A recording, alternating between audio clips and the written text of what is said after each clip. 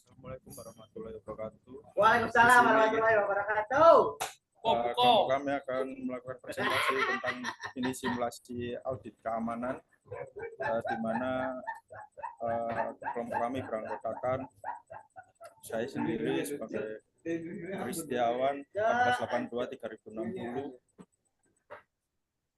Saya Andini Nur Amalia, NIM 14823000013. Saya Marcella Aiswaryanto, NBI 14823000010.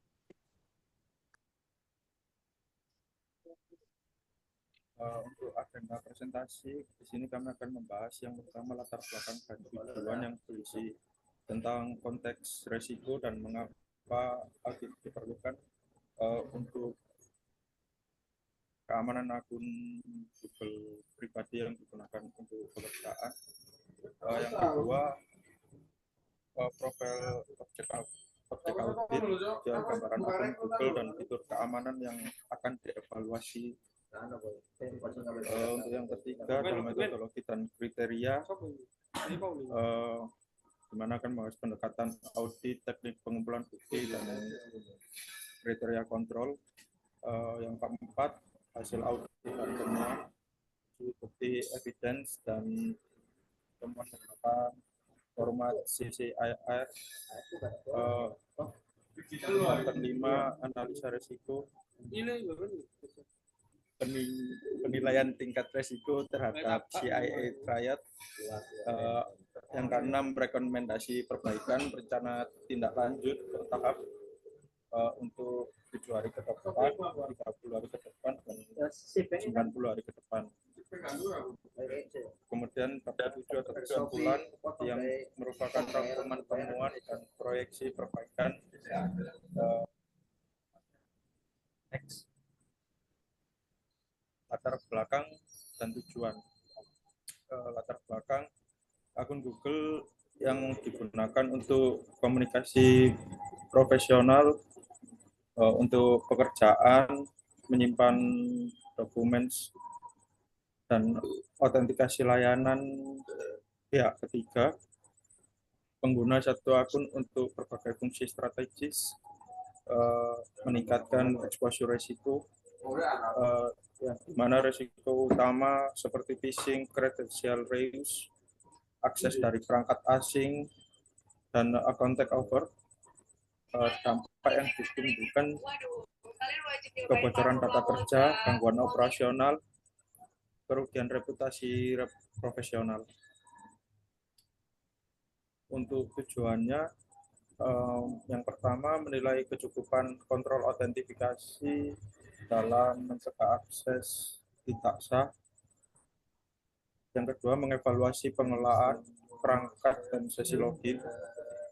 Yang ketiga, memeriksa efektivitas mekanisme login dan notifikasi keamanan.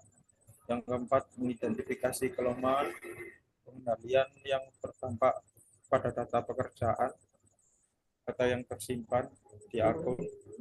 Yang kelima, memberikan rekomendasi perbaikan berbasis risiko. Next. Pada bagian ini, saya akan menjelaskan mengenai profil objek audit yang digunakan dalam simulasi audit keamanan. Objek yang kami audit adalah penggunaan layanan akun Google yang digunakan untuk aktivitas pekerjaan, seperti komunikasi melalui Gmail, penyimpanan dokumen di Google Drive, serta autentikasi pada layanan pihak ketiga. Akun Google ini menjadi aset penting karena di dalamnya terdapat berbagai data pekerjaan dan identitas digital profesional. Dalam audit ini, beberapa aset utama yang kami evaluasi antara lain email pekerjaan yang tersimpan di Gmail, dokumen kerja pada Google Drive, kredensial login yang digunakan untuk layanan lain, serta identitas digital pengguna akun tersebut. Untuk mendukung proses audit, kami juga mengumpulkan beberapa bukti atau evidence seperti screenshot, status verifikasi 2 langkah, daftar perangkat yang terhubung dengan akun, aktivitas keamanan terbaru, serta informasi recovery, email, dan nomor telepon. Next. Selanjutnya adalah metodologi audit yang kami gunakan dalam simulasi ini. yaitu dilakukan dengan pendekatan config review, yaitu membandingkan kondisi konfigurasi keamanan akun dengan kriteria kontrol keamanan yang seharusnya diterapkan. Dalam audit ini terdapat 3 aspek. Yang pertama, kontrol akses atau authentication. Pada bagian ini, kami menilai apakah akun ini sudah menggunakan mekanisme keamanan yang cukup kuat, seperti penggunaan multi-factor authentication atau verifikasi 2 langkah. Aspek kedua, kontrol perangkat atau device control. Di sini memeriksa apakah perangkat yang terhubung dengan akun merupakan perangkat yang dikenal oleh pengguna serta apakah terdapat sesi login yang mencurigakan atau perangkat yang sudah tidak digunakan. Aspek ketiga, logging dan monitoring. Pada bagian ini, mengevaluasi apakah aktivitas login tercatat dengan baik serta apakah sistem memberikan notifikasi apabila terjadi aktivitas yang mencurigakan. Setelah melakukan evaluasi terhadap kondisi sistem, kemudian melakukan analisis risiko secara kualitatif dan mengklasifikasikan tingkat risiko ke dalam kategori rendah, sedang, atau tinggi. Next. Berdasarkan proses audit yang telah dilakukan, kami menemukan satu temuan utama yang berkaitan dengan keamanan akun. Temuan tersebut adalah verifikasi 2 langkah atau multifactor authentication belum diaktifkan pada akun yang diaudit. Jika dibandingkan dengan kriteria keamanan yang seharusnya diterapkan, akun yang digunakan untuk pekerjaan seharusnya sudah menggunakan MFA sebagai lapisan keamanan tambahan. Namun berdasarkan evidence yang kami kumpulkan, status verifikasi 2 langkah pada akun tersebut masih dalam kondisi nonaktif. Penyebab dari kondisi ini kemungkinan karena pengguna belum menyadari pentingnya penggunaan autentikasi tambahan untuk melindungi akun dari risiko pencurian kredensial.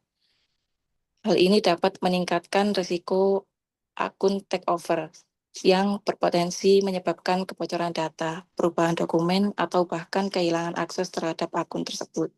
Oleh karena itu, rekomendasi utama dari audit ini adalah mengaktifkan verifikasi 2 langkah penggunaan aplikasi autentikator dalam waktu maksimal 7 hari. Selanjutnya yaitu analisis resiko. Diidentifikasi risiko berdasarkan hasil evaluasi konfigurasi akun, risiko utama yang teridentifikasi adalah potensi akses tidak sah akibat tidak diterapkannya autentikasi multifaktor atau 2-step verification. Penilaian tingkat risikonya ini tinggi, likelihood-nya sedang, nggak tinggi, impact-nya tinggi.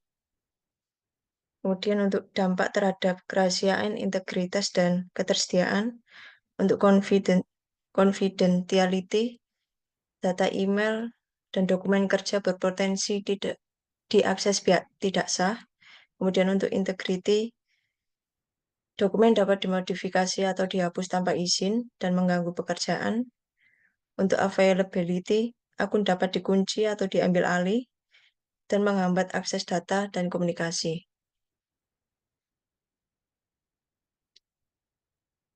Yang keenam, rekomendasi perbaikan. Di sini ada 3 tahap, yaitu quick win, perbaikan proses, dan penguatan kontrol. Yang quick win, yang pertama ada aktifkan 2-step verification via aplikasi autentikator, ganti password dengan kombinasi unik dan kuat, tinjau dan revoke perangkat tidak dikenal, aktifkan seluruh notifikasi keamanan.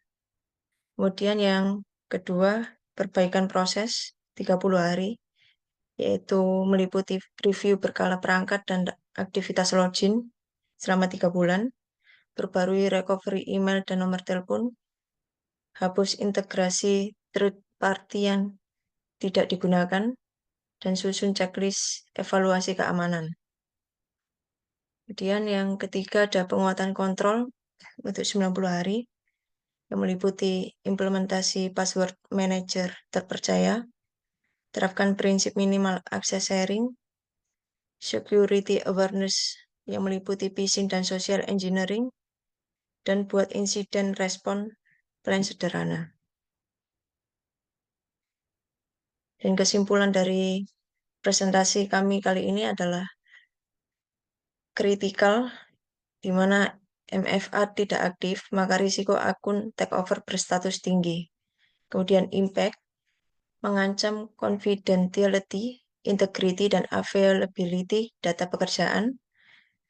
Dan evidence atau bukti yang terdokumentasi dalam EV1 sampai dengan EV dokumen 2 yang meliputi screenshot dan dokumen kebijakan dan SOP. Yang plan terdapat rekomendasi bertahap 7 hari, 30 hari, dan 90 hari untuk mitigasi sistematis dan terstruktur.